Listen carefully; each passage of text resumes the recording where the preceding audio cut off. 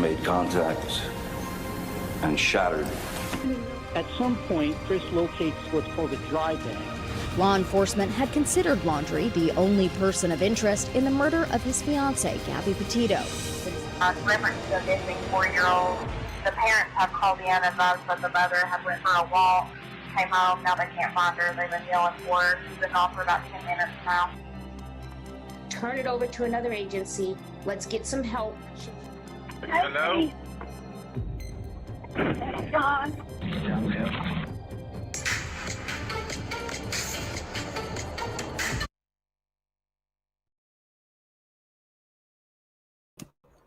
Good morning, everybody. Thank you for waiting for me. I'm a little bit late this morning, but we have some stuff I want to go through.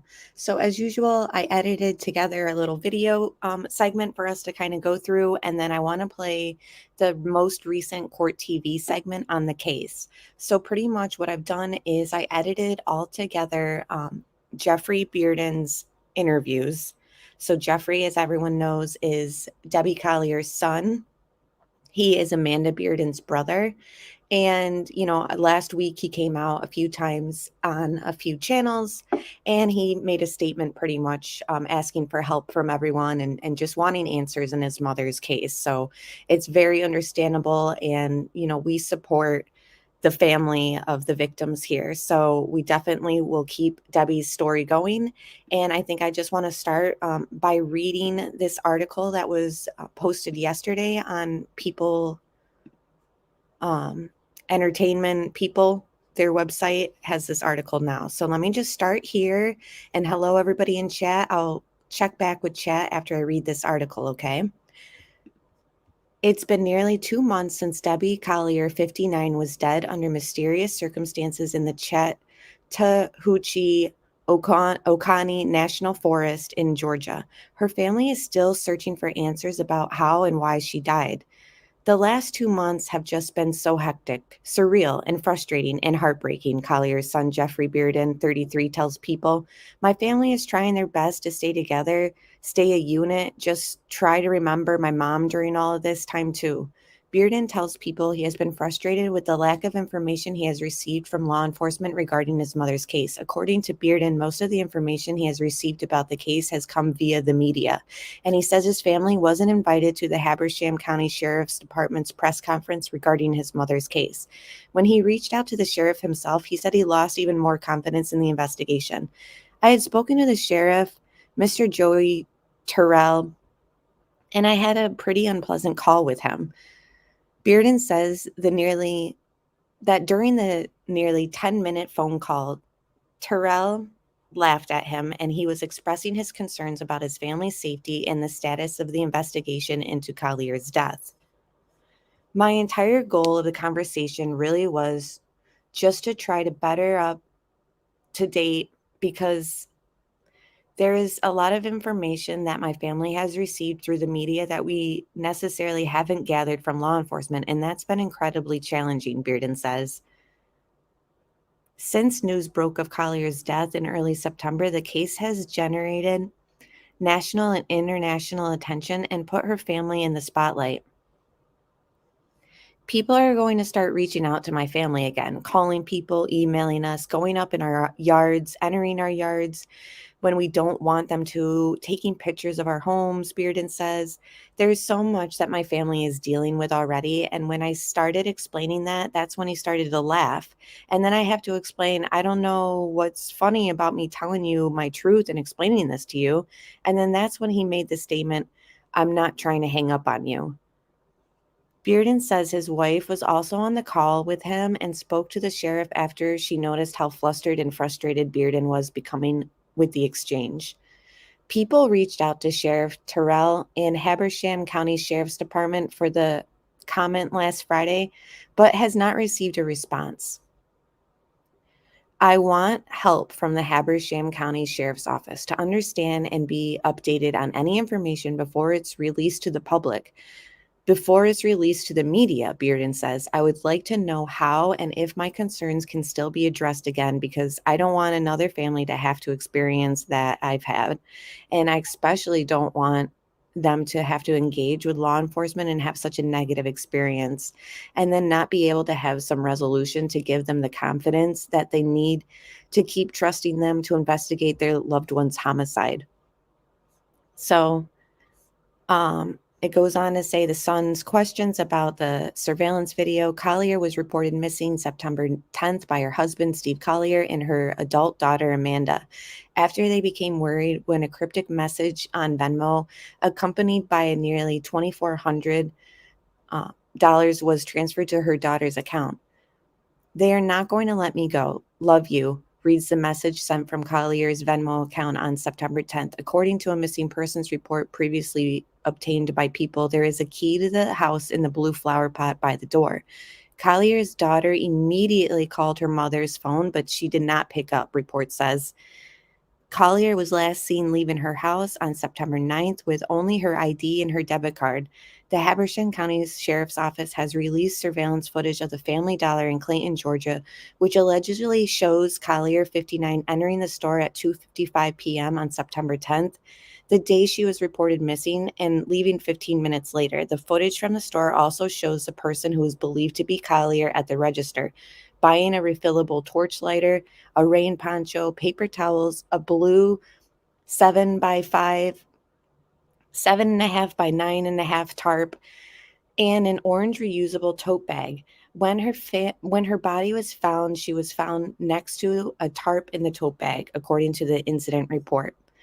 That video is concerning for me on several different levels, to be honest with you, Bearden tells People. It's just how they verified it, her mannerisms, her posture, her appearance. There's just several things that I'm left feeling very uneasy about when watching that video, and the only way that I've actually seen that footage is through online, unfortunately.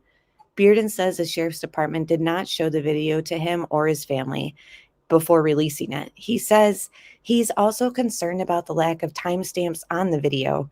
Authorities have released limited information on the case at this time, and cause and manner of death has still not been announced. But they did say there is no evidence of kidnapping despite the cryptic Venmo message. "My mom was my best friend," Bearden says, who was working in Baltimore, Maryland at the time of his mother's death. "My mom was somebody who really taught and demonstrated to me and the people around her what the idea of unconditional love is," he continued. "She was someone who wanted to make sure that if she came across you, you felt heard, you felt seen, and she would be someone who would latch on to you." He adds, "It's such a big loss for our family to try to navigate because she was such a beautiful soul." And then that is the end of the article that came out yesterday. So what stood out to me is it says, and then that is the end of the article that came out yesterday. Sorry. What stood out to me is it says that Amanda called the mother immediately after the Venmo.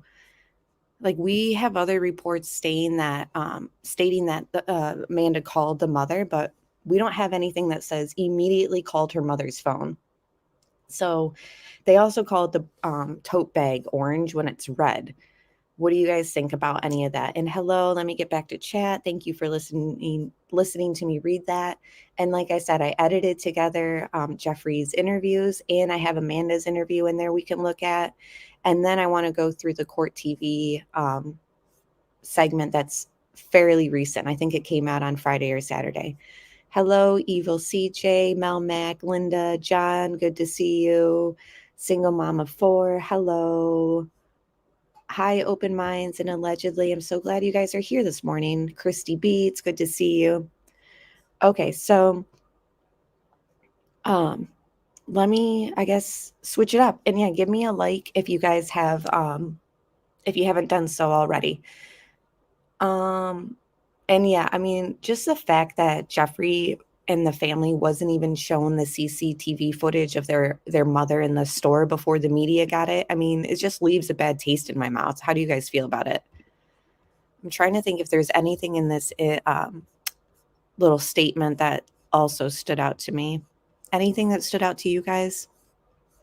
I just want to know the time that Amanda called Debbie's, because like I said, this is one of the first articles that I've seen that state that she called her immediately. Everything else just says that she called her. And then I think Andrew, under his MMA account that was going around, had said something like it had been an hour before she'd seen the message or something. So thank you, Sweetie Pie. I appreciate that. And hello, Twisted Gemini. Yeah, something is totally not right with this case. And I just feel for Jeffrey. I just think if he's asking for our help, then that's the least we can do. Okay, so the clips that I've put together of Jeffrey and Amanda, it's only like 3 minutes. So it's the media clips that they did, but I took out all the fluff. So we don't have like the reporter there and, you know, them changing the screen up and all that. So that's going to be around 3 minutes. I'll play it through once without stopping, and then I'm going to play it through again and kind of comment on their words. And then we'll pull up the court TV thing. Okay. And thank you guys for being here this morning. I really appreciate it. Yeah, he said that he was concerned that the video had no timestamps. I don't know, you know, what he's expecting. Maybe he wants to actually see how long she actually was in there for without just being told like she left and walked out the door at this time. I don't know. Again, we really don't see her walking. We don't see her walking around the store at all. So, and do we even see her walk up to the register? I feel like she's just at the register in the footage that we see.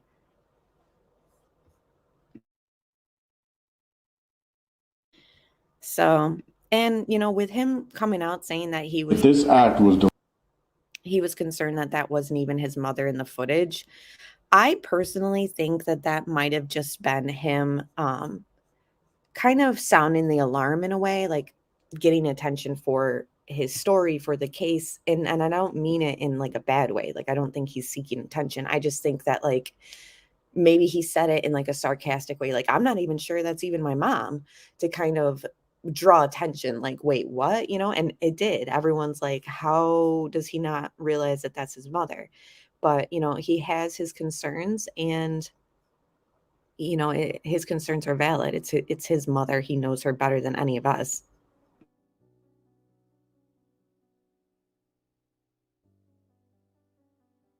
That this act was deliberate and personal. It doesn't make sense to me why my mom was in Clayton, Georgia, especially that there was a Dollar General that she frequently visited that was less than a mile from her home. We have tarps at the house. I found about 20 to 30 reusable bags at my mom's house. Something else caught Bearden's eye. I've never seen my mom wear shorts in the last 5 years of her life. So you're questioning if that was even your mom in that video?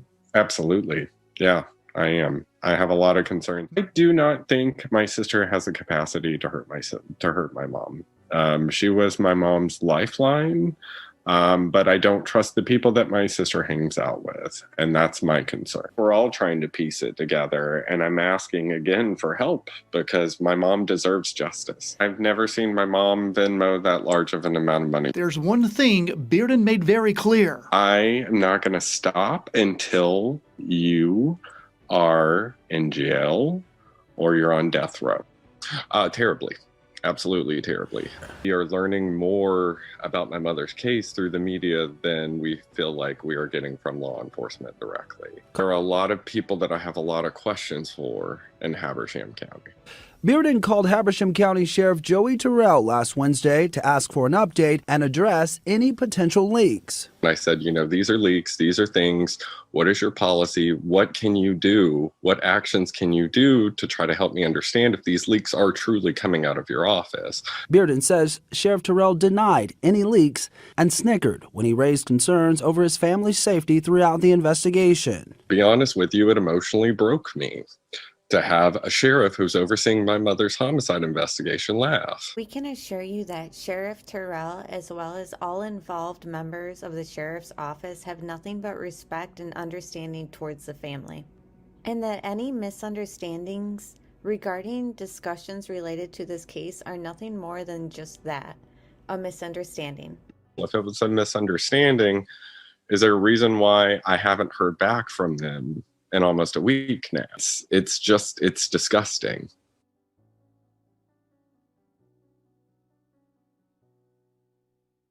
My mom was my everything. Somebody took my whole world from me. I started going to all the different places that I thought she would go, like Walmart, Ulta. I mean, I drove around for at least 2 hours. At 3:17 that afternoon, Amanda told police she received $2,385 from her mom via Venmo. The money transfer included a message that said, quote, "They're not going to let me go. Love you. There is a key to the house in the blue flower pot by the door." Immediate hysterical. I'd never been through this before. She was a beautiful, kind, giving woman. And she didn't deserve any of this. Amanda says the last time she saw her mom was Friday night. They ate dinner, ran some errands, and went home separately. She had this message for her mother's killer. I just want them to rot in hell. I do, sir. I mean, it's not going to take my pain away. I know it's not. But I want justice for my mom. Then these were recent Facebook posts by Jeffrey. I absolutely believe my mother's death was done intentionally by someone else. I've had reporters tell me they stand by their sources when discussing leaks coming from law enforcement, and my mother would absolutely never go into the woods alone. I have a hard time even believing that's my mother on the FD video. Please know all my statements are just my opinion. And then Amanda's recent statement, and this Amanda spoke out after the media was kind of pushing an accident or unalive theory. So Amanda felt comfortable enough to step forward, in my opinion. I've decided to remain quiet during this time regarding my mother's death, but I wanted to say thank you to every person that got online, including my family members that I know blamed me and laughed at me, accusing me of murdering you, robbed me of the healthy process of grieving and emotions that I should have been able to feel in the most horrific and traumatic time of my life. So with that being said, you're fake, sorry, I judged you, apologies don't mean anything to me. I don't want your sympathy or support. Again, thank you for making my life a living HE double hockey stick. I don't care what the media lead you to believe. There's no excuse in being a horrible human being. Investigate this. Go F yourself and get a life. So, those are their recent statements. Now I want to ask chat, because I just seen EE Caroline's comment saying that she didn't think that it was Debbie. Okay, so hold on. Let me know. Press 1 if you think that's Debbie in the CCTV footage.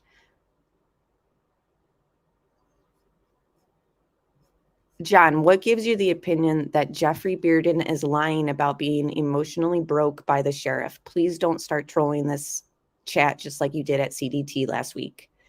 Please don't blame the victim's family on expressing how they feel about their mother's death, please. So I'm going to give you a warning before I time you out and eventually block you if you keep bashing the victim's family. Okay, so on the Court TV segment that I'm going to play for you guys, somebody wrote, I'm thankful that Jeffrey got some airtime. This was not an accident, not an unaliving. Debbie deserves justice. Society deserves answers. A killer is on the loose, and 12 people liked it. Somebody wrote underneath, agree 100%. And then this allegedly is Andrew's new account, not the MMA fighter one. Apparently he's come out with a new one now. And he commented under the Court TV segment, and he said, yeah, he got his 15 minutes of fame. And somebody says, Andrew, that's not fame. That's trying to get answers on what really happened to Debbie. Unless you know some answers, Andrew, right? It really seems like he's interested in getting his 15 minutes of fame. Eye roll. Yeah, I do have answers, as the police decided to talk to the closest person to Debbie about what they think happened. Then it continues on. Just going to say it definitely wasn't this piece of trash Jeffrey they talked to. So he's pretty much saying that Andrew knows more, and law enforcement has confided in somebody other than Jeffrey on what they think happened, and that Andrew knows about it.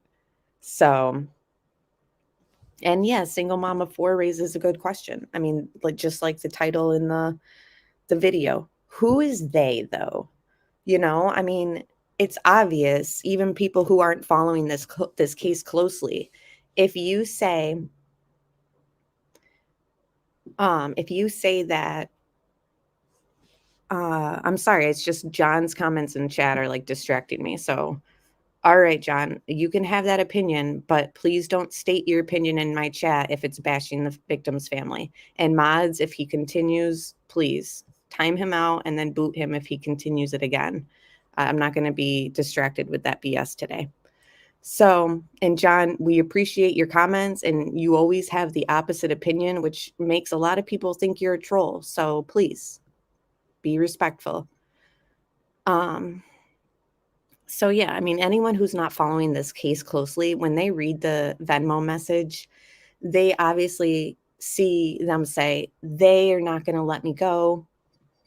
And a lot of people have thought, okay, who is they? And for her to be saying that to Amanda, it's obvious that it makes it seem like Amanda knows who they is.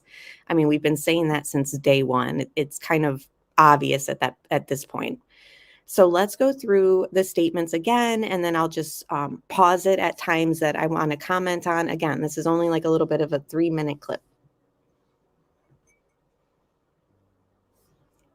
Yeah, why are this act was deliberate? That's a good question, Open Minds. Why are they holding back the rest of the video from the store and the parking lot? Exactly. I 100% agree there. And, you know, there's got to be more CCTV footage. I mean, Chick-fil-A. It's just, hi, Caroline. Good morning. And hello, Texas Tiffany. Appreciate you being here. Okay, John. That's fine. You've expressed your opinion. Thank you so much. We can agree to disagree. The face is never visible for the visor. Yeah, it's just, I still have yet to see a video or a picture or anything of Debbie where it shows her wearing a visor. And, you know, her son mentions he's never seen her in shorts in years. It's just, he also mentions her jersey is, you know, it was game day that day, remember? But he mentions how she's actually a different fan even more. Like, it's a Georgia jersey, but he says something about her actually liking another team more. So, and I think the other team that he claims that she likes more is this Georgia Bulldogs like rival. So I think it's interesting that she's wearing a jersey of the team that played that day, but at the same time, the son is saying like, yeah, she liked game day. She was a fan, but she was actually an even more fan of this other team. So her outfit is just so red flag to me. You know, the shorts, the jersey. Now we're hearing that she actually was a bigger fan of another football team. Like, even though it was game day for that Georgia Bulldogs, it's kind of interesting to me that the son is saying like, yeah, she liked them, but she liked this other one more. It's just, it leads me to think even more so that her outfit just was not right. And there's something to be said if he's saying like, why is she wearing shorts? Like, what is going on? Like, did she roll out of bed and had to go do something? What is she wearing in the Chick-fil-A CCTV footage? You know, like, did she change from Chick-fil-A to Family Dollar? Like, I think that that's a possibility. I don't know why, and I don't know, you know, the details behind that theory, but I think that it's possible since they haven't shown us the CCTV footage of Chick-fil-A. Like, I gotta wonder, like, what's she wearing in that? Is she wearing this outfit? It's strange. Hi, allegedly with Brittany J. That's a bit concerning to me from the Georgia, and you don't wear the team you don't support. It's almost a sin to Georgians. Yeah, and I never even really thought about that until I was editing this, and my fiance said that's kind of weird that she likes this other team more, which I think this other team is the rival of the Georgia Bulldogs. So I thought that was sort of an interesting element. almost like she wanted to stand out in that outfit. I mean, yeah, the visor is just a clear, like, very much a standout kind of, and it's like game day, so it's hard to say like that she was wearing something off, because a lot of people represent the team that they're going to be watching that day. Yes, Alabama, thank you. Yeah, people fight over those teams. And yeah, it is understandable, Tommy, that the sheriff will hold evidence back. I just think that Jeffrey has a valid point when he's saying, you know, why is the media getting this information before me? Like, I think that the media should have, I think that law enforcement should have shown the family the CCTV footage of their mom in the Family Dollar store before the media. Like, can you imagine being Debbie's family and being like, oh my gosh, I can't believe this just happened. Like, you know, and trying to grasp everything going on, and then looking on TV and being like, oh, wow, they're showing the whole world the last images of my mother. I've never even seen this stuff. Like, I mean, that would blow my mind too. You know what I mean? So it's just interesting. So let me play this through. I'll pause it when necessary, and then we'll play the court TV stuff. And thank you all for being here again. Please hit the like if you haven't. Impersonal. Doesn't make sense to me why my mom was in Clayton, Georgia, especially that there was a Dollar General that she frequently visited that was less than a mile from her home. We have tarps at the house. I found about 20 to 30 reusable bags at my mom's house. And that's the thing. She's going out to run errands or whatever she's doing. She doesn't bring, he's saying, I found tarps at the house. I found reusable bags at the house. Like, there was no need for her to drive all the way to Clayton to buy those stuff at the Family Dollar. So did she get like a tip off of, I need you to go here at this time? Like, I'm almost thinking like, and I hate to point at Amanda, but you know, was Amanda like, Mom, I need help. Like, please help me out here. Or, can you do this? Can you do that? I don't know, guys. It's just, it makes no sense. And where is the poncho? We have not heard anything about the poncho. We've heard that the paper towels were burned at the scene. We've heard that they found the red tote bag there.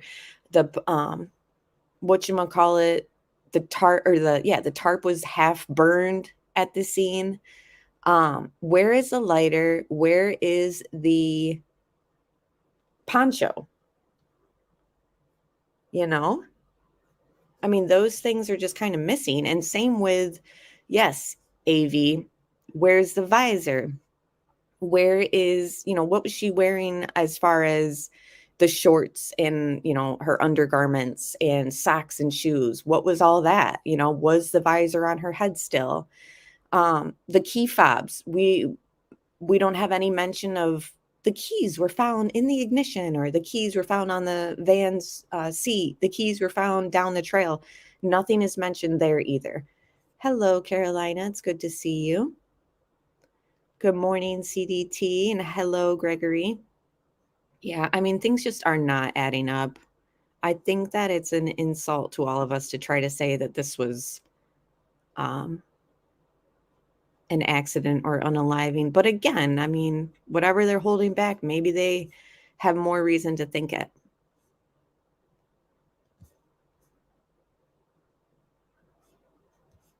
All right, guys. So let me continue. Something else caught Bearden's eye. I've never seen my mom wear shorts in the last 5 years of her life. So you're questioning if that was even your mom in that video? Yes, and please, someone explain to me how this scene isn't scorched. The leaves and shrubs was so dry. So there was an article that I'd read. I think it was that Georgia newspaper one. I forgot what it's called. Tribune or whatever. Anyways, they had said that there were leaves on the tree, scorched. I think they said 10 or 15 feet off the ground. So they're saying that the flash fire, you know, was just that, a quick flash fire. And that's the other thing is a flash fire is different from a regular burning fire, and even different than an explosion. In my research, it's literally 2 seconds or seconds long of just a flash of like extreme heat. Like I think it said something about it being over 800 degrees Fahrenheit. And that's just what it is. And yeah, Candy, we just haven't heard anything about the key fob. I don't know if it's missing or if it's just a piece of evidence they're kind of keeping close to the vest. It's just, if this was an unalive situation or an accident, why are they keeping things secret, like where the lighter is, where the key fob is, where her poncho is? It's just strange. Absolutely. Yeah, I am. I have a lot of concerns. I do not think my sister has the capacity to hurt my mom. She was my mom's lifeline. But I don't trust the people that my sister hangs out with, and that's my concern. We're all trying to piece it together, and I'm asking again for help because my mom deserves justice. I've never seen my mom Venmo that large of an amount of money. There's one thing Bearden made very clear. I am not going to stop until you are in jail or you're on death row. Terribly. Absolutely terribly. We are learning more. That's the thing too, is like, how is it that only her abdomen is burned? The way I had seen it described, some places said abdomen and lap or something. So I was like, okay, so was she sitting down when this happened? But we don't have anything about her face or anything else being burned. And we don't have anything about the van being burned, and the doors were shut. They were unlocked, but it wasn't like something happened in her car. And, and how would she have been able to pull over right then and there at that spot if something did happen in the car, because people have said, was she smoking a cigarette? Did the cigarette ignite something flammable? I don't know. About my mother's case through the media than we feel like we are getting from law enforcement directly. There are a lot of people that I have a lot of questions for in Habersham County. Bearden called Habersham County Sheriff Joey Terrell last Wednesday to ask for an update and address any potential leaks. I said, these are leaks, these are things. What is your policy? What can you do? What actions can you do to try to help me understand if these leaks are truly coming out of your office? Bearden says Sheriff Terrell denied any leaks and snickered when he... And the thing about the sheriff denying the leaks, it's like, then how are these coming out? You guys have done one press conference. The family wasn't even invited to the press conference, Jeffrey's saying. And this information is only known by law enforcement. So how is the sheriff denying anything about the leaks? And Open Minds asked, how did she die? We don't have a cause and manner of death yet. We have nothing from the autopsy. We have no toxicology. I think that they'd said something along the lines of she survived the flash fire. So she had soot in her nostrils, which sort of indicates also that she was breathing and alive, like after the fire, because the burning, like the soot got into her nostrils and breathing area. But as far as like what actually was the cause of her demise, I don't know. I don't know if it was as a result of the fire, like burning her like stomach and like internal bleeding or what. But yeah, we're kind of in the dark on how the details of her death took place. They've only stated that they think that she survived the flash fire part. So it wasn't like that instantly killed her or whatever. That's my understanding. Again, I'm only stating what the media has given us, and without the autopsy and cause and manner of death, I just don't understand the real scene that day, and that breaks my heart that she was alive when burned. Me too. It's just, yeah, exactly. It's horrifying to think of. Why are they holding back that info from the public? I have no idea. It's like, if you want us to think this was an accident or whatever, like, just show us all this stuff and maybe we can understand your angle a little bit better.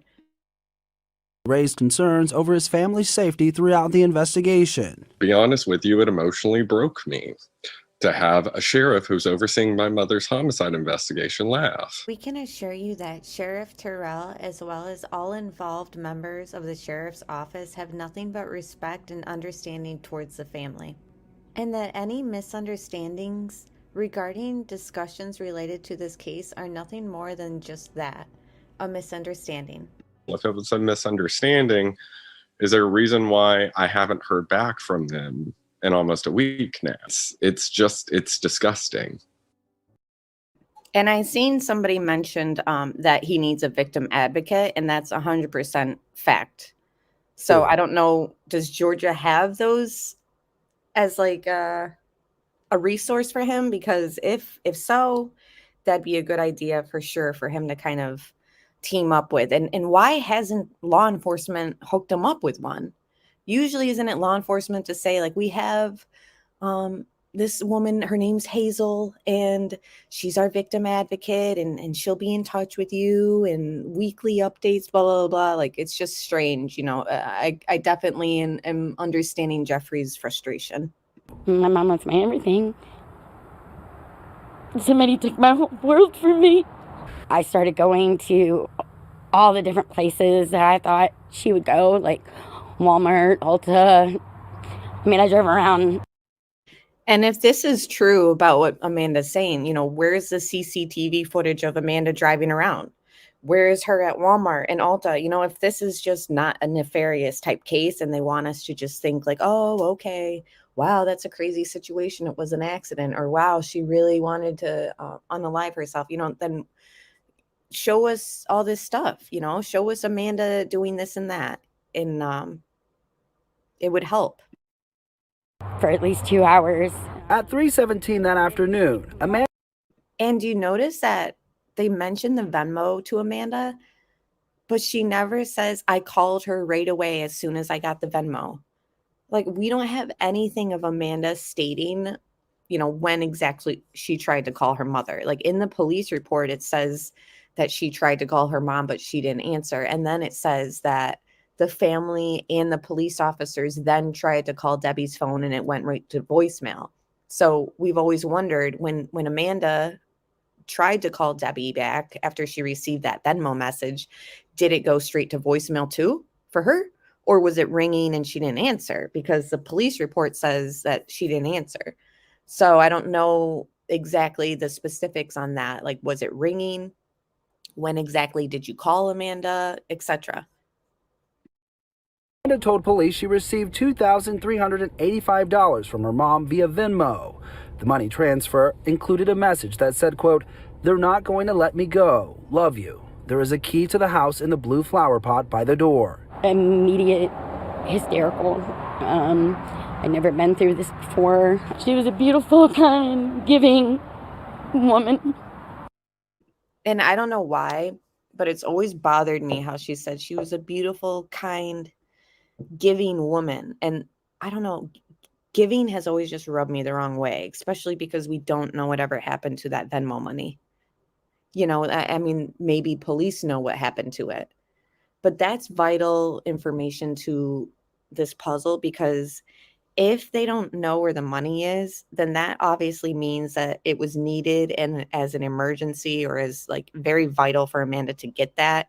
And it went out her hands as quick as she got it for whatever reason, you know. Or does Amanda still have it and she's like, I have no idea why she gave this to me. Like, I don't need it. I never asked for it. I don't know. I guess I'll just leave it here or put it into my mom's estate and we can all split it or whatever. You know what I mean? Like, where is this money?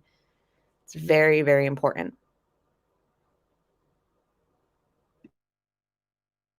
And she didn't deserve any of this. Amanda says the last time she saw her mom was Friday night. They ate dinner, ran some errands, and went home separately. She had this message for her mother's killer. I just want them to rot in hell. I do, sir. I mean, it's not going to take my pain away. I know it's not. But I want justice for my mom.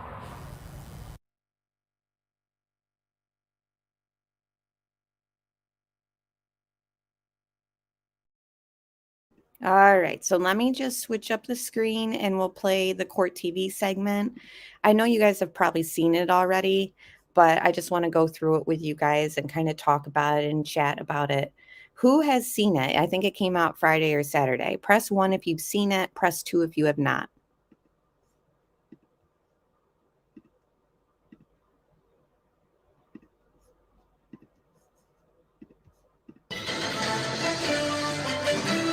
This is surveillance video of Debbie Collier inside a Family Dollar store in Clayton, Georgia.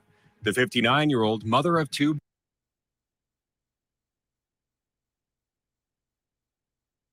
buying a rain poncho, torch lighter, paper towels, a tarp, and a tote bag. The very same items that would be found near her naked and partially burned body 13 miles away in this wooded area on September 11th. At this time, there is no evidence to suggest or support that this incident was related to a kidnapping or that this was a suicide. Detectives still piecing together a timeline, but say about 20 minutes after Debbie is seen at this shopping center, her daughter, Amanda Bearden, received a Venmo payment of nearly $2,300 and a disturbing cryptic message that read, "They won't let me go. There is a key to the house underneath a flower pot."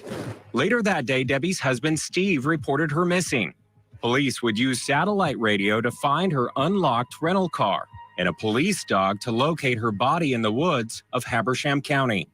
The black Pacifica van that had been reported missing out of Athens, Clark County, tied to Debbie Collier, a van that she had rented, according to her daughter. And I was very surprised to find it off a major highway, US 441, which... And by the way, the woman speaking right now is the source, it seems, that's leaking this information from law enforcement. So she is the one that apparently, her name is Joy. She's the one that's been coming out with all this information that nobody knew on that nowhabersham.com website. She's been on Court TV even before this talking about the case. And not only that, Jeffrey apparently has tried to reach out to her. And I have the screenshot of him stating this. And he wants to know, how she's getting all this information before he's getting it. And he wanted to, talk to her, and she blew him off. So this woman, Joy, I don't know. Here's the thing. Is this a tactic? Is law enforcement putting this tactic out to give these different scenarios of, we think it wasn't a homicide now, it could possibly be this or that?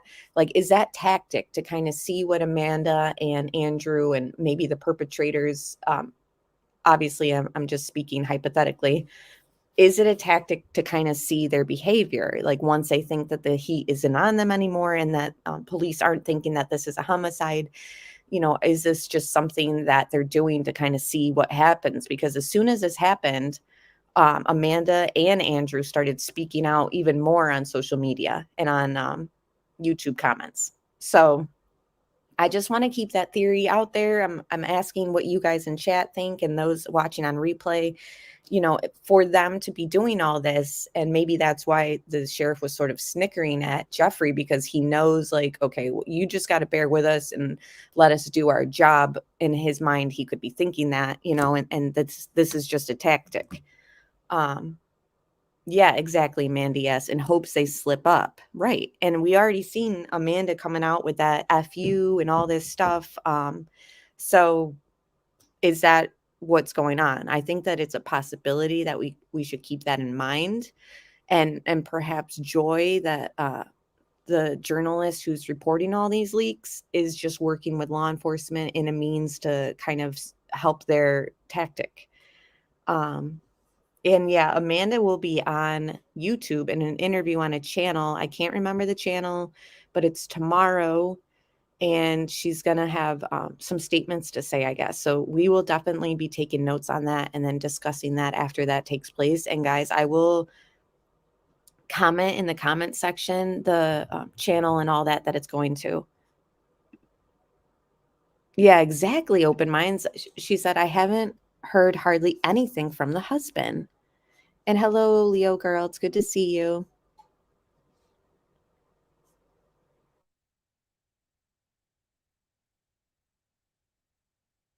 Which is the main road connecting North Georgia and Western North Carolina, and the law enforcement officials and crime scene tape were right there in plain view of all the passersby. It's a heavily trafficked route. According to the incident. Okay, I think that is the channel. Charlie said COTR. I think it is that. I will double check. I have it in my messages. And yeah, it is kind of odd that the husband's been super quiet, law enforcement will use any tactic they can. Yeah. So, I mean, should we give the law enforcement department a benefit of the doubt here?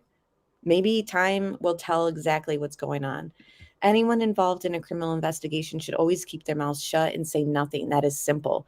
Maybe that's why Steve's been quiet. He's doing all this with them, like the tactic. They didn't have the key. They had it on a dolly. So you're saying while they're towing the vehicle, let me rewind a little bit, Brittany. They must not have had a key because they're towing it, like instead of having somebody drive the van up, you mean? Or do you think that they did it that way so that there was no like contamination? To her daughter. And I was very surprised to find it off a major highway, US 441, which is the main road connecting.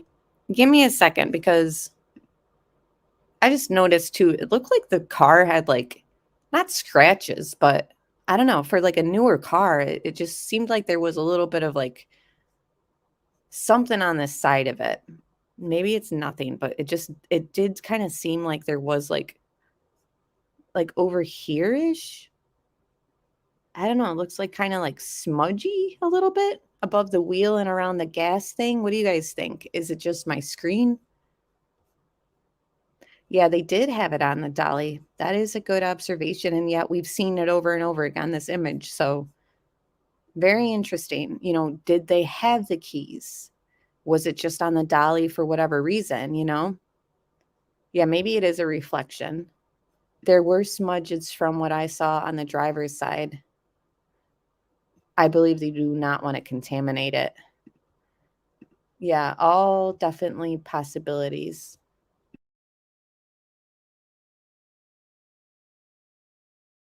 She had rented, according to her daughter. And I was very surprised to find it off. Yeah, it seems like even, I got to rewind that again, slow it down. It seems like there even is like some scratches in the back, like in the back of the car. Hold on. County. The black Pacifica van that had been reported missing out of. Okay, I'm going to slow it down a little bit, guys.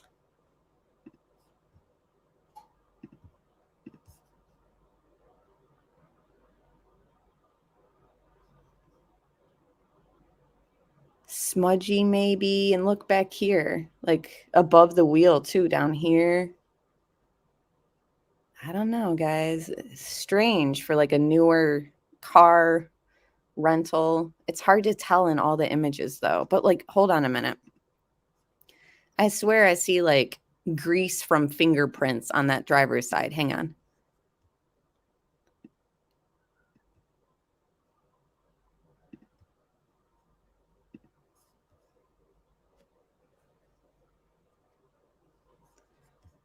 So it's a black vehicle, but I'm pausing it for a second. It looks like you can see like you know, oils from your hand. Like it just looks like there's like something there. Hold on.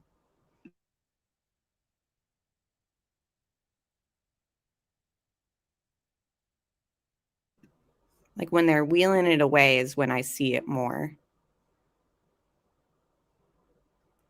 Like, I don't know. Like around here? Or is it just reflection? Like I feel like, are these fingers? Like, are these handprints? I don't know, guys. It's hard to tell. Let me know what you guys think. Let's carry on with this.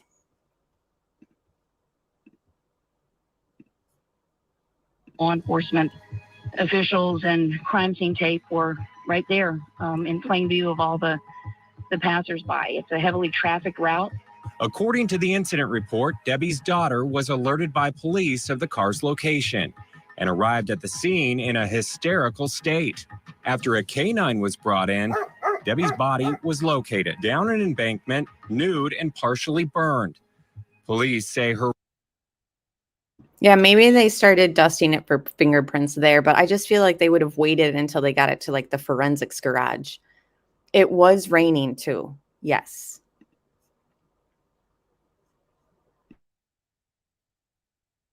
Her right hand grasping a small tree and remains of a fire nearby. Court TV visited her Athens, Georgia neighborhood, Friends and family are still too shaken to talk on camera, but told us Debbie and her husband Steve kept to themselves. Her son Jeffrey Bearden posted this message on Facebook. So Cody says, red paint on rear wheel. Well, I noticed that long ago and it's not a reflection. Wow. Very interesting.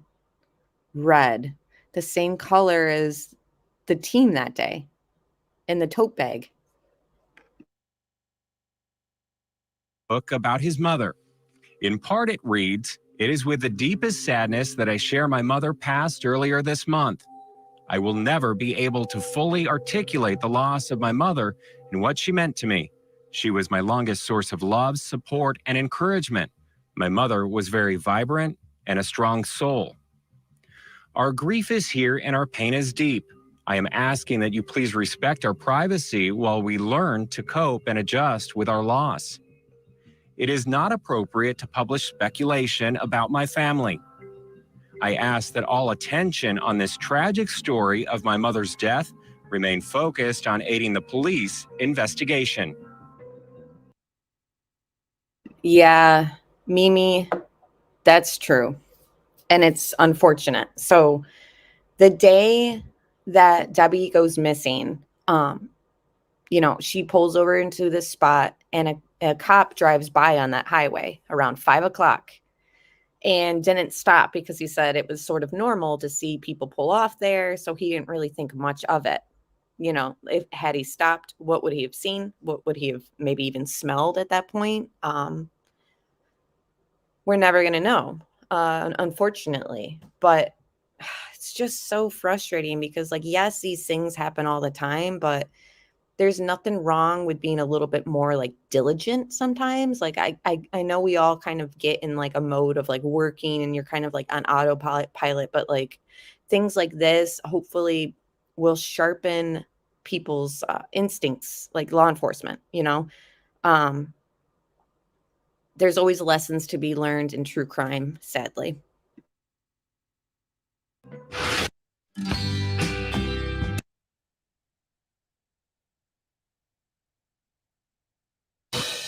And still no answers tonight. Now, Jeffrey Bearden, Debbie's son, is speaking out. Now, he's going to join us in just a moment. We're hooking up with him.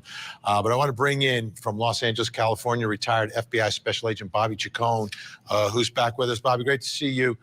Are you surprised that we're still here and there hasn't been an answer to all of this yet? No, I'm not surprised, Vinny. Investigations, especially early on in cases like this, tend to move in a lot of different directions. You have to cover all the ground. You have to, run out every lead. You have to take every theory that you might have and look at it and turn it over and look at it from different angles and stuff. And so that's why sometimes there's a frustration on the part of the public when you hear what seems like contradictory messaging from law enforcement. And you know me, I'm always a advocate of not putting out a lot of stuff to the public because it can be confusing. And I'd like to add also that in case you guys don't watch Police Off the Cuff, he's retired law enforcement, New York specifically. And he had said very early on in this investigation that he felt like the law enforcement department was releasing too much information. So I wonder if that's sort of where the problem also has been kind of stirring up, is there was too much released and it has caused a little bit of confusion. I seen that Mimi said, "I don't find it suspicious. Amanda was hysterical arriving." And it's I can almost agree with that. But at the same time, her body wasn't found yet. The vehicle that was there pulled over. It wasn't it was a car wreck where she's pulling up and she sees a catastrophe and is "Oh my gosh, is she okay?" They hadn't even found her body yet. So for her to pull up, and mind you, she's closer to the scene than she would have been if she got the notice when she was in Athens. So for some reason, she's actually closer to the area when she finds this information out. Conveniently, shows up. Police report says she's in hysterics, but they hadn't even told her that they found her yet. They had not even found her yet. And yes, it could be well, I mean, she was missing for a whole 24 hours. You'd be hysterical too if you pulled up. But I don't know. I just wonder if it's over dramatized, or same thing with the title of this live stream. Who is they? They're not going to let me go. It insinuates that Amanda knows who they is. So if Amanda knows who they is, does that explain why she shows up so hysterical? You know, like she has some insight on things, or she has some knowledge of things or something. You know what I mean? I think it's possible. Yeah, she was roughly 25 minutes from the scene searching for her mom. That to me is like, what? Very strange. But I do see like some people are like, I'd be hysterical too. Yeah. Not a car wreck, but Debbie was not answering calls. She was missing and probably knows her mother wouldn't go to the woods alone due to her back issues. Also, Venmo concerned the daughter. Right. And I definitely see like both sides to it. What I don't get is why she waited 3 hours to call 911. You know what I mean? Like it doesn't really like line up with like her acting so like over the top here at this scene, when, like you said, she wasn't answering her phone calls. She went to all those places that she knows her mom shopped at. She didn't see her there. So it's kind of like, how come she was or how come she was so hysterical here at the scene, but she wasn't hysterical enough to call 911 sooner than 3 hours? But that's just my opinion. That's just how I'm seeing it. And how do we know she got there in 25 minutes? It's in the police report. Yeah. So she actually showed up before all the officers and dog teams showed up. So, I mean, she was right there. Andrew's father lives in Commerce. That's where Debbie got Chick-fil-A. Yep. They've linked that too. Thank you for reminding us of that. I don't know, guys. I don't mean to just go after Amanda, but it's just things are strange. Any chance that Venmo mess was from Steve to Amanda? They're claiming that it came from that Family Dollar Store parking lot and from Debbie's phone. So I don't know. I don't know.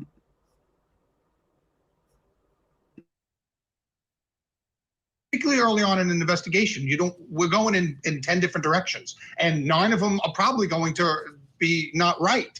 And so it's hard to kind of give, in the early days of an investigation, so much public information, because some of it then you have to retract, some of it you have to pull back, and you can't keep doing that, or the public loses confidence in you.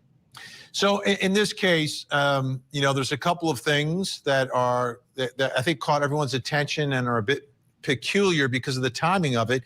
The Venmo with the very cryptic message, right? It seems if that message was sent to her daughter would be able to provide some information.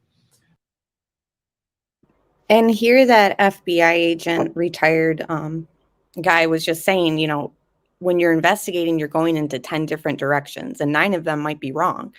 But it's just so concerning that they came out so,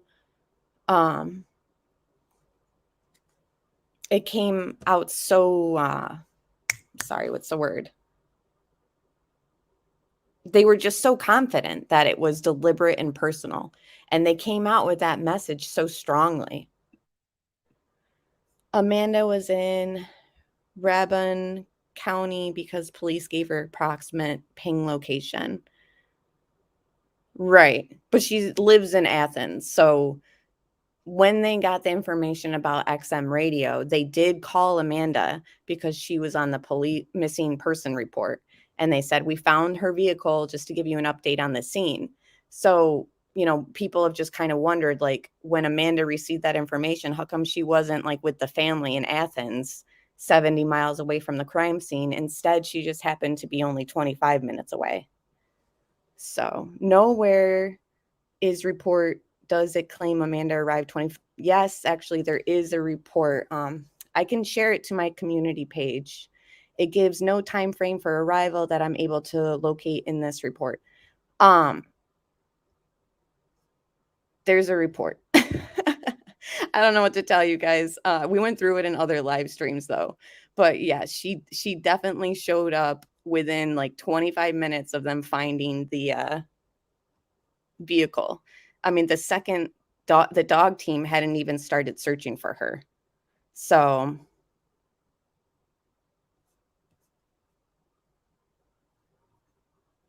allegedly, the most important mentions I were the last two, and it was overlooked.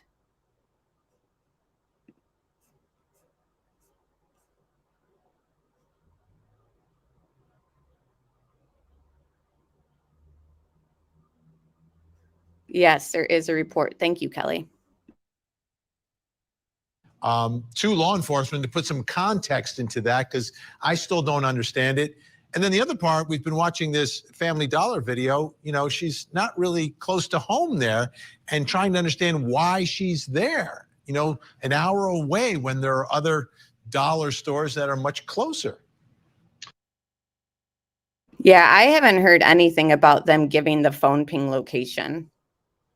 Allegedly said, I want to see the point they gave her a phone ping. I must have missed that somehow. Any link?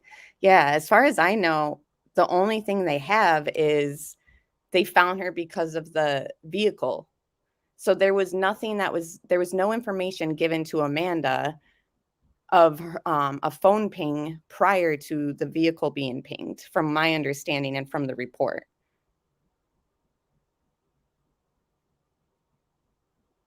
But I mean, we can pull that report up on another live stream again if you want. But as far as I know, Amanda received the information on the XM radio. They pinged the vehicle. They said, hey, we found your mother's vehicle. It's here. Amanda went there. She wasn't 70 miles away like her house, like she, you know, they live in Athens. She happened to be closer. In the report, it might not give the exact time, but it does say Amanda shows up before the dog search, before they even found her, before the other arriving officer shows up, and she's in hysterics. And then the dog goes around, goes to the driver's side of the van, and then runs down the hill. No phone ping. Thank you, ATS News. That's right. No phone pings. So I don't know if you guys have like a source that's saying that they found the phone ping before the XM radio ping, let me know. According to 911, the day of discovery, Amanda was asking them to ping the phone and vehicle. Second 911 call. Got you. Thank you, allegedly, for letting us know. Yeah, that does sound familiar. Yeah, she was saying like, why haven't you done that yet type of stuff.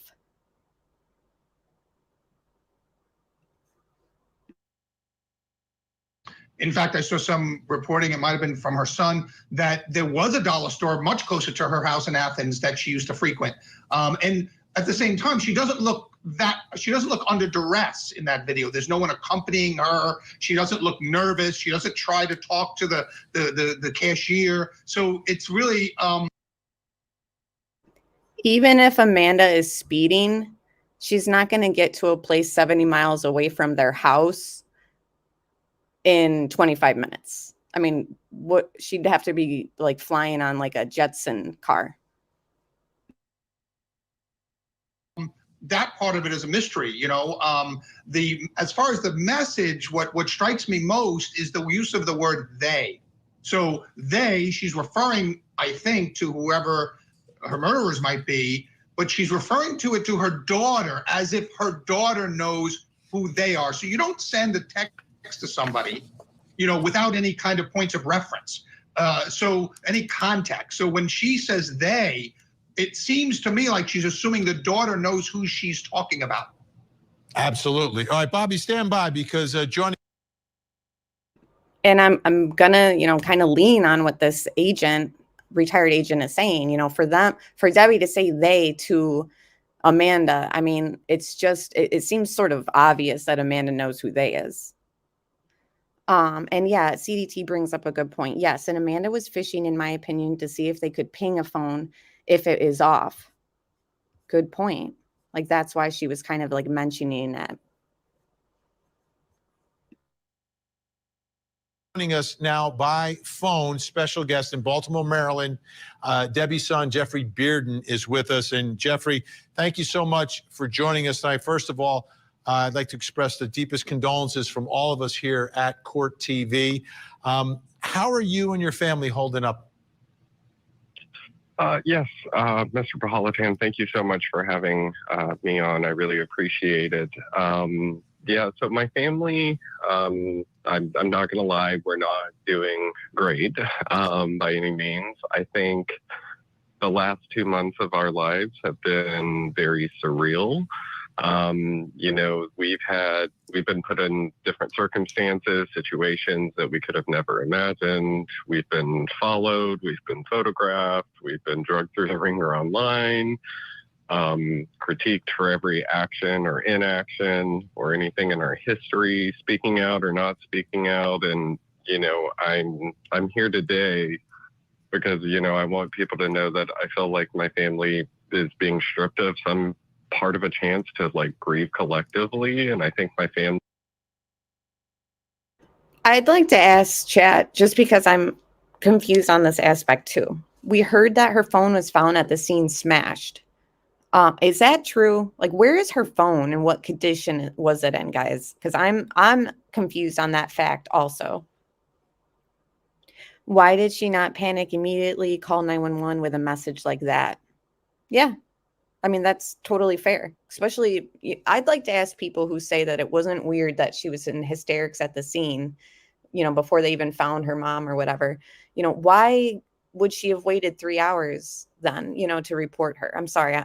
I am coming down a little bit hard on Amanda, but it just, if Jeffrey is feeling like Amanda's acquaintances or people that she knows might have led to his mother's death, then I have to kind of just stand with Jeffrey and just kind of want answers myself. You know, it takes a lot for a sibling to say something like that about their other sibling. You know, like he's pretty much blaming his sister in a way for the demise of their mother.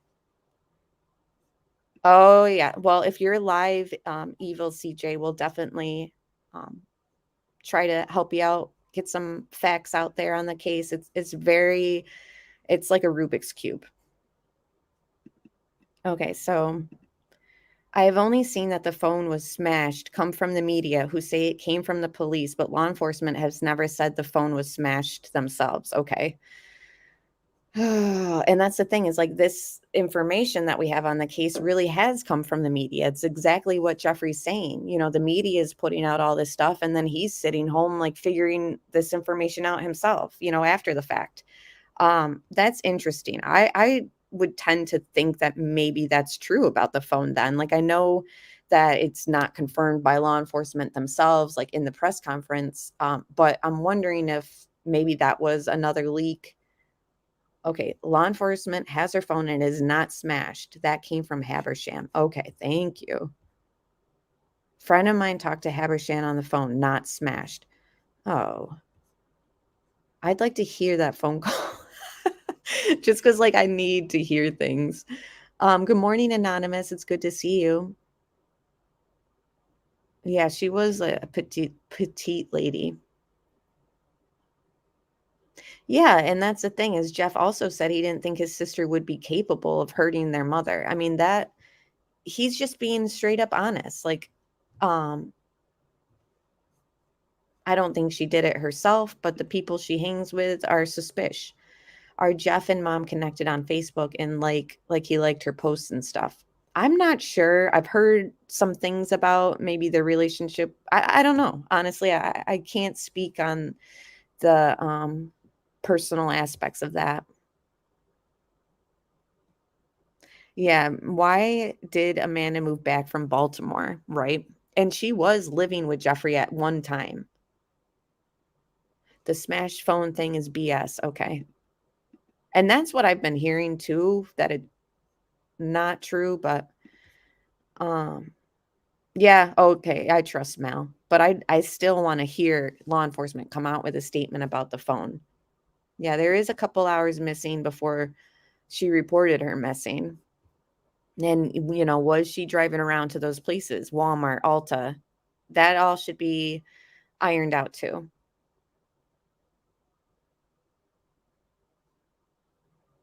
Or maybe he doesn't want to sound like a mean brother by saying people she hangs out with means basically she would be involved. Yeah. I feel for the family for sure. Family is really just here wanting to, try to get answers for my mom and seek some kind of justice and, try to keep the focus on her investigation, especially given everything that's just been going on recently. Absolutely. I've watched that video from the Family Dollar store. And, I'm down here in Georgia also. And it's a Saturday. She's dressed in all red.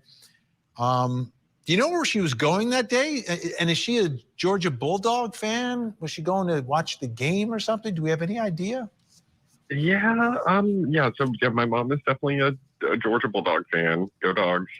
My mom was an even bigger Alabama fan, to be honest with you.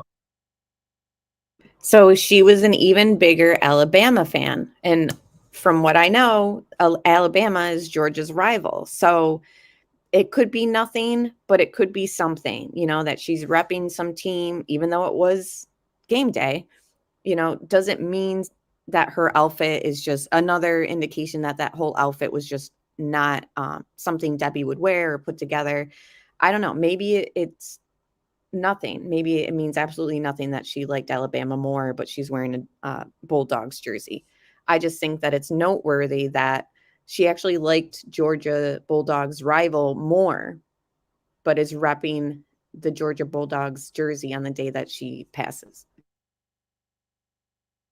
I think that day is something that even I'm left with a lot of questions, something I wish I could tell you more about. I can tell you that my mom was someone who historically took her Saturdays to, work half days at her job, run errands for the week, like grocery. Right. They could easily just clear it up and say, I bought that jersey. Like maybe Steve could say, I bought that jersey for her for Christmas, blah, blah, blah. Was that her clothing items? Because the son's saying, I haven't seen her wear shorts in years. She liked Alabama more than she liked that jersey, blah, blah, blah. It's like, just come out and say, like, she wore a visor all the time, or that's normal for her as well. I don't know. It's just some things should just be cleared up. We need a press conference. Shopping, just things in town, or she would be resting and relaxing at home from a long work week. And that's the other interesting aspect too, is like for her to be out and about that day, he feels like it's weird, and same with my mom when she was working. She worked all week. As soon as the Saturday and Sunday came around, like she's just chilling. She's watching her shows, Judge Judy, and doing stuff around the house, and it seems like Debbie being around that same age too, like it sounds like the son is saying like her to be out, running all these errands 70 miles away from home. It's just kind of red flag. Where she would like to, invite people over, watch TV, watch a movie, have a meal, be with her husband, be with her friends and her children. So it's something that's still kind of haunting my family to this day. Yeah, because, you talk about where the store is. It's not really close to where she was living at that time. How about your relationship with investigators? And I speak to so many families, and sometimes that relationship is fantastic. Sometimes it's not great. And sometimes it's just very guarded because investigators are doing their work and they have a difficult time releasing information to even family members. So how would you describe the relationship that you've had with investigators so far? I guess I would have to characterize it as fine. So far for me, I've only really been in communication with one investigator consistently throughout the. I just want to pause it quick and kind of comment on Brian's comment because, this argument that was heard has been reported on so minimally. Have you guys noticed that? Like, how is Court TV not bringing up this? We heard that there was some commotion that the neighbor reported the night before your mother went out to the dollar store, Friday night.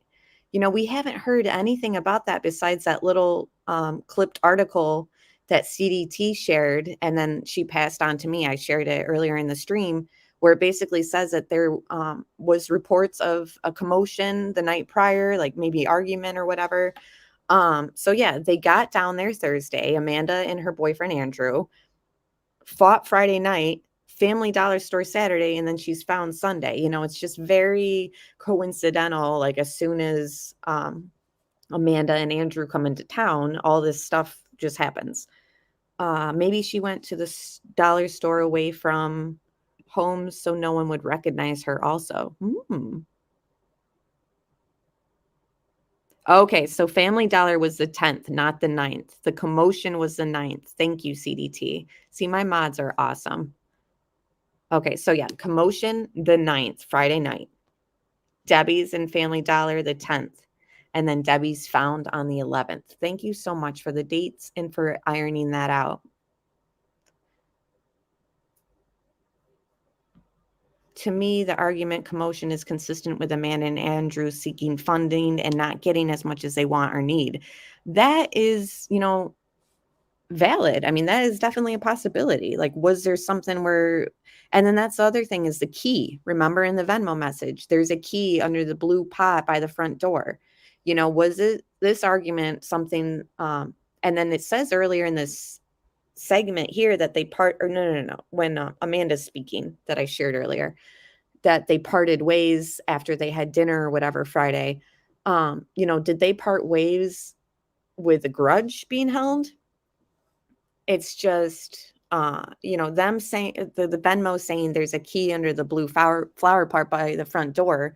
And then we don't know where the key fob is for the van. I mean, it just leads me to think, like, was a key for the house taken off the keys and Amanda and Andrew got into the house, you know what I mean? Or needed to get to the house or whatever, or explain to Steve why they were at the house, or, was this argument like, no, you're not having a key to this place. I don't want you guys coming in and out or something, So then the key in the Venmo message was to explain why they had access to it or why they had the key, when really there really wasn't a key under the blue flower pot. They just got the key and was able to go to the house.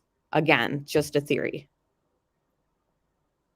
Thank you, ATS News. The key, why? Why does Amanda need access to the house? Why give her access? For what reason is that sent? Zero known reason to get into in that home. Sorry, I'm having a hard time reading your guys' messages today. But yeah, I mean, I wonder if they didn't want Andrew having a key to the place or whatever, you know what I mean? Because remember his letter that he had written Amanda the year prior, if you blah, blah, blah, I'm going to do this and that to your family. Remember, we've shared it in the other one. The other live streams, we've gone through that letter. All right, let's carry on, guys. I got to finish this up and get going for the day. The entire time, and that was usually because that was something that I prompted. And then, I recently had an exchange with the sheriff. I had a phone call with him. Yeah, I believe so, Megan. Maybe chat can help me out with that. Didn't the husband say the daughter was at the house when he got home? I believe so. And, they called 911 together. Like Steve was on the phone and Amanda was in the background. And yes, the boyfriend said Debbie cut Amanda's hair. Again, this is coming from Andrew. So certain things, do we want to believe what he's stating? I don't know, but it's noteworthy. So yeah, he did say that.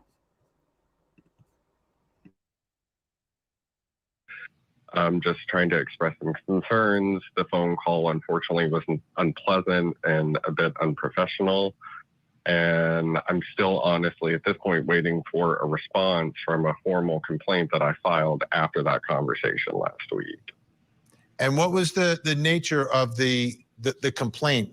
What So part of my complaint was during the phone call that I had with the sheriff, Mr. Joey Terrell, I was expressing some concerns for the way in which communication has occurred during the investigation, which, I want people to know I'm trying to be very realistic here, and I understand that, you're not always going to be privy to everything, but I was trying to express some of the concerns about the way in which information was being released, some leaks of information that was being given out to the public before the family, based on some reporting and some reporters that I've talked to who said that they got it from law enforcement. And I also wanted to address,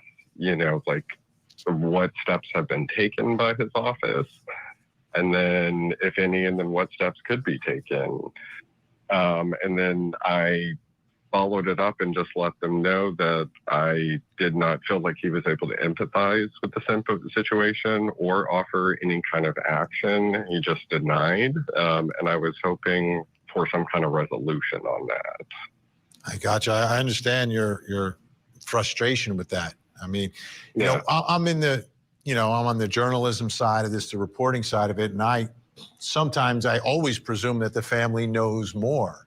And to hear that is kind of disheartening.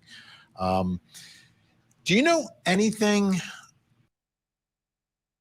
And yeah, I'm just looking at comments. And it's really good comments. So why would she turn her phone off? That is so weird. And I agree. And somebody else mentioned, why was she sending that message via Venmo? Why not just send it on social media? I find it strange Debbie had access to her phone. I find it strange if Debbie had access to her phone to use freely, why put that much information in a Venmo note? Why not call or text or even send a message on social media? I see where you're coming from. It's strange to me also that her text to her son that didn't go through all the way, she chose to text the son. So she communicated with her two children differently for the last times. And that's strange to me. Why send one of the kids the money in a message through Venmo and then send the other kid a message through text that didn't go through? And, why turn your phone off? Because Amanda claims she couldn't get a hold of her after she saw the Venmo. And then the police report claims that when they tried to call Debbie's phone, it went to voicemail. If you're unaliving yourself, don't you want them to find you? Even though, why make it like a scavenger hunt if she wanted to do things her way and end it her way?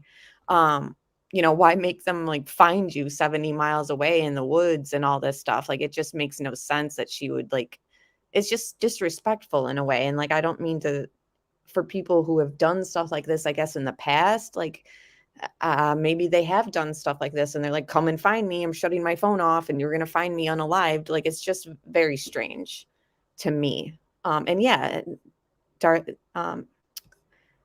the Dalene, sorry if I'm mispronouncing your name. Why no goodbye to her husband? Yeah, exactly. I don't think she was alone. Right. I agree.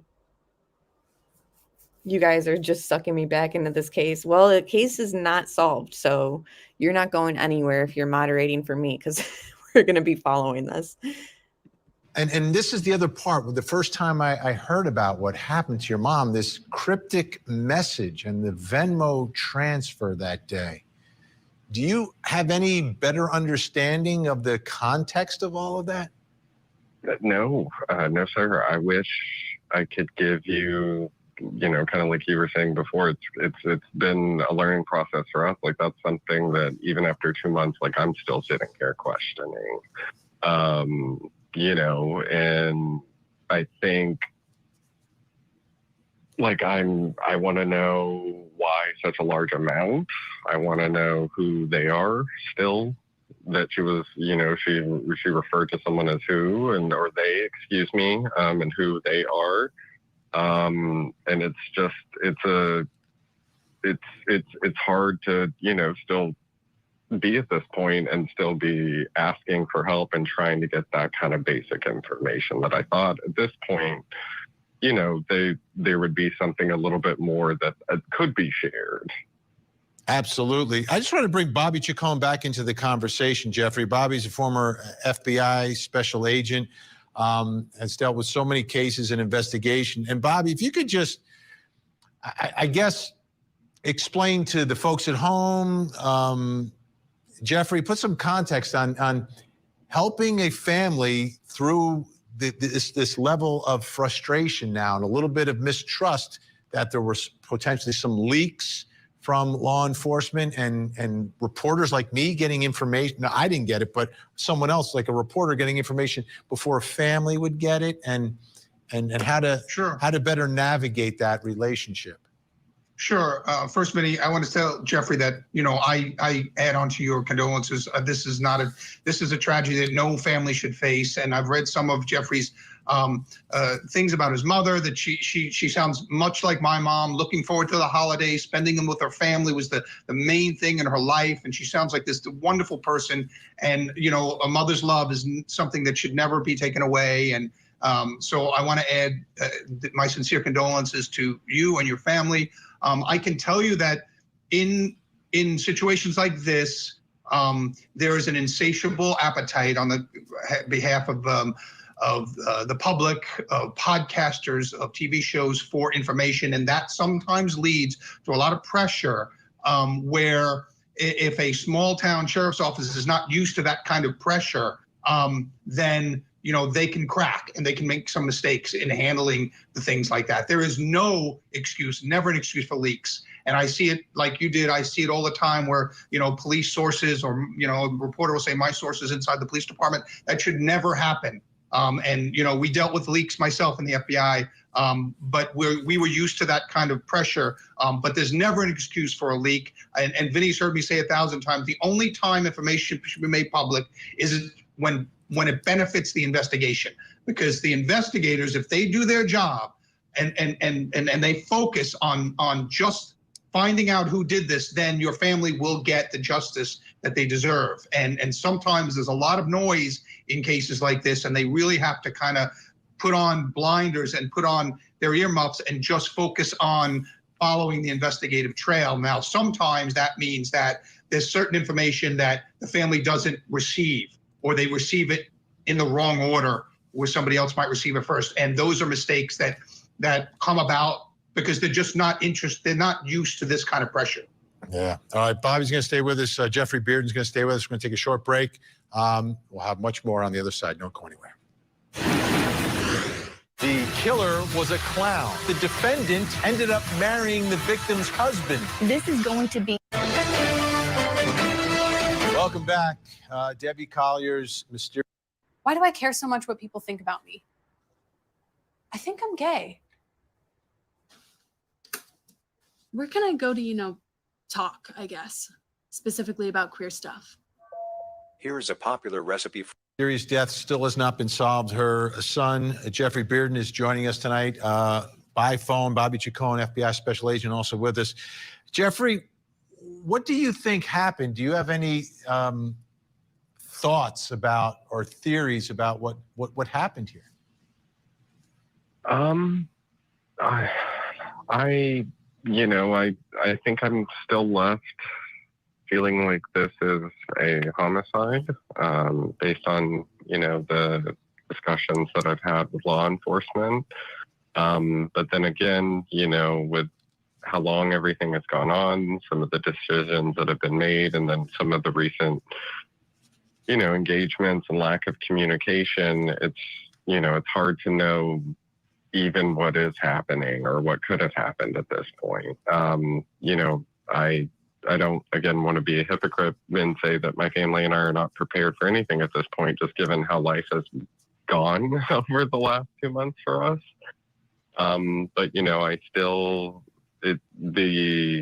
what I know and what I know of my mother, it still just doesn't make sense for her to be out there. And so, I think as someone as a concerned son, I'm still scared that she met she entered into something that she didn't know she was entering into. And I just think that statement there is so interesting. I think that she entered into something that she didn't know she was entering into, which is sort of like the theory of her being sent on this wild goose chase for these items, or, maybe somebody had asked her for help, and she's just sort of being cornered into a situation that was worse than she thought it would be. They're not going to let me go, so was there a plan for her to do something, and then she was told, like, once you do this for us, give us this money or whatever, we'll let you go? I don't know. It's just very strange that the daughter gets this amount of money. We don't know where this money is or all that, and the son is saying that the people that the daughter hung out with, are questionable. The boyfriend and the daughter definitely know more, Erica says. Something bad happened.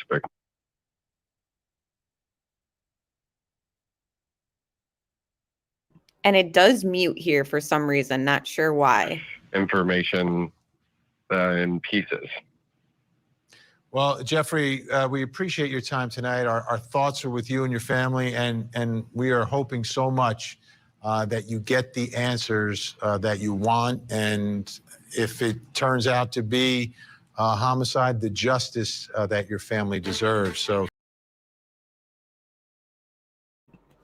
So yeah, that pretty much concludes it. Also, I don't know why it muted there at the end of that court TV segment when Jeffrey was speaking, but did you see Vinny's face? He kind of like did like a tight lip, like awkward, like, I don't know. It was just very strange. I'd like somebody to ask Jeffrey what that was about. What were you saying at the end of your court TV segment that got muted? We wanted to hear your whole message. Like, maybe it was just a malfunction, technical issue or whatever. I'd like to know, like, what were you saying there? Because like I said, we want his message out there, and we want him and his family to get the answers they want. And if it's justice from their mother's death, then that's what needs to happen. So anyways, guys, that's pretty much it. I got to get going. Yeah, CDT thinks it's possible they cut it out. Like, was there something maybe that not good for the investigation, not good for whatever, very strange. Yeah, that's true. I was thinking that too. Allegedly, Vinny's face could have been because he thought they lost audio, right? Like, he's got like an earpiece in, and he realizes, like, oh, I can't even hear this guy. So yeah, I'd like to know, either way, I'd like to know what Jeffrey was saying. Was it because there was a technical issue, or did something get redacted by court TV? I don't know. But anyways, guys, if you want more information on this case and just continue the discussion, I have other videos regarding this, and just a lot of good feedback from you guys in chat in those videos too. So CDT said, tomorrow I am planning a live stream on this case where we discuss all the questions we have and all the unknowns. Good. I love when you do things like what we know, what we don't know. Those are just obviously good avenues to just start and go down together as like a collected audience there on CDT's channel. So I'm looking forward to that. And yeah, we will be discussing true crime here at CDT's channel too. So make sure you subscribe here and CDT. We are partners in crime, working separate channels, but we have a lot of collaborated videos on a lot of different cases that we've done together on both channels. So just, I really appreciate everyone in chat and everyone watching on replay. For those who have subscribed, for those who like the stream, just thank you so much, everyone. And we will talk very soon. Right now, some stuff I'm working on is a huge Watts case documentary. I've been working on it for a few months now. It's over 2 hours long, and I'm just trying to finish it up as much as I can. So that's being worked on. I'm still following the Quentin Simon case. There has been no updates, so I just haven't gone live on that case in a few days, but we'll be following that one. The Delphi case, if you want information on our research there. I've got a few videos on that here too. And yeah, we'll just be in touch, and check my community page too, because I'll be sharing some stuff there as well. And yeah, we'll just be talking soon. So thank you guys so much. I appreciate you all. Can't thank you enough. And all I ask is for you guys to like the stream. If you wanted to support the channel further and donate, those links are in the description box, and everything is greatly appreciated. And yeah, we'll talk soon, and I'll see you guys later.